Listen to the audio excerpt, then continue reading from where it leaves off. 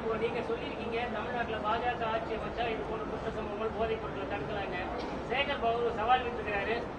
பாஜக தலைவர் அண்ணாமலை ஒரு சட்டமன்ற தொகுதியில நின்று ஜெயிக்கணும், ஒரு சாதாரண தொண்டனை நிக்க வச்சு நாங்க சோகடிப்போம். அண்ணா நல்ல வேலை இந்த கேள்வி கேட்டீங்க, பதில் சொல்லணும்னு வெயிட் பண்ணேன். அண்ணா ஒரு கம்பெனியில பாத்தீங்கன்னா 2 கிளாஸ் ஆஃப் ஷேர் இருக்கு. கிளாஸ் ஏ ஷேர், கிளாஸ் பி ஷேர். எங்களை பொறுத்தவரை ஒரே தொண்டன் தான். நாங்கெல்லாம் மோடியும் தொண்டன் தான், அண்ணாமலையும் தொண்டன் தான், KP ராமலிங்கமும் தொண்டன் தான். திமுக மட்டும்தான் சாதாரண தொண்டன், போஸ்ட் ஒட்டுற தொண்டன், கும்பிடு போடுற தொண்டன், அறிவாலயத்துக்கு வெளியே கை கட்டுற தொண்டை, உதயநிதிக்கு கூஜா தூக்குற தொண்டை, இன்பநிதி வாழ்கன்னு சொல்ற தொண்டை.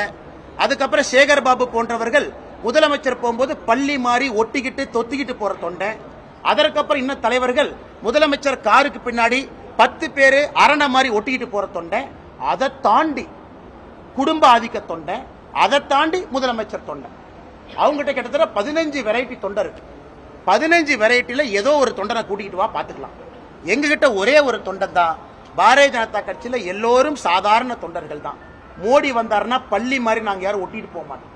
மோடி வந்தாலும் அமித்ஷாஜி வந்தாலும் கௌரவமாக ஒரு சீட்டு கொடுத்து சரிக்கு சமமாக ஒரு தொண்டனை அழைத்து செல்லக்கூடிய கட்சி பாரதிய ஜனதா கட்சி. ஆனால் இந்த 15 கேட்டகரி, ஆனா அந்த 15 கேட்டகரி தொண்டை பள்ளி தொண்டன்ல இருந்து, கும்பிடு போடுற தொண்டன்ல இருந்து, கூஜா தொண்டன்ல இருந்து ஏதாச்சும் ஒரு தொண்டன் அண்ணன் சேகர் பாபு கொண்டு வரட்டும். மதம் மாறியவர் சேகர் பாபு. ஏன்னா அம்மா கடவுள்னு சொன்னவர், எனக்கு கலைஞர் ஐயா கடவுள்னு மதம் மாறி இந்த பக்கம் வந்தவர்.